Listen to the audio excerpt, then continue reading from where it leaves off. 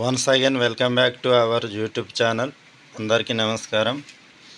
ఇప్పుడే తాజాగా అందినటువంటి సమాచారం, టీఎస్పీఎస్సీ చైర్మన్గా మాజీ డీజీపీ మహేందర్ రెడ్డి నియామకం. Telangana public service commission TSPSC చైర్మన్గా మాజీ డీజీపీ మహేందర్ రెడ్డి నియామకమయ్యారు. మహేందర్ రెడ్డి నియామకానికి గవర్నర్ తమిళసై సౌందరరాజన్ ఆమోదం తెలిపారు.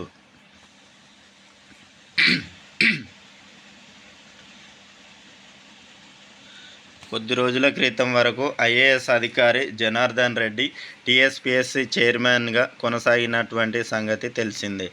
ఆయన హయాంలో టీఎస్పీఎస్సీ ప్రశ్నపత్రాలు లీక్ కావడంతో పలు పరీక్షలు వాయిదా పడ్డాయి.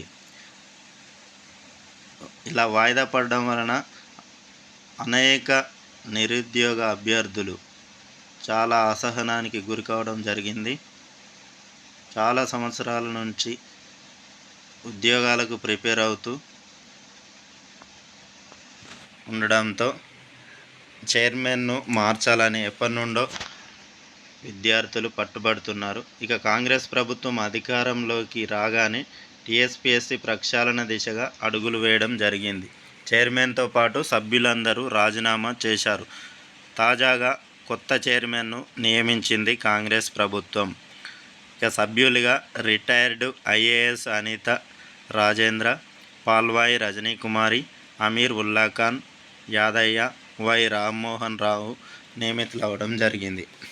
ఇక 1962 డిసెంబర్ 3న జన్మించినటువంటి మహేందర్ రెడ్డి 1986 బ్యాచ్ ఐపీఎస్ అధికారి. మహేందర్ రెడ్డి ఐపీఎస్గా 36 ఏళ్ల పాటు సుదీర్ఘ సేవలు అందించారు. పోలీసు శాఖలో సాంకేతికతో విప్లవాత్మక మార్పులను తీసుకొని వచ్చారు. మహేందర్ రెడ్డి 2022 డిసెంబర్ 31వ తేదీన పదవీ విరమణ చేయడం జరిగింది. ఇక టీఎస్పీఎస్సీ చైర్మన్గా చాలామంది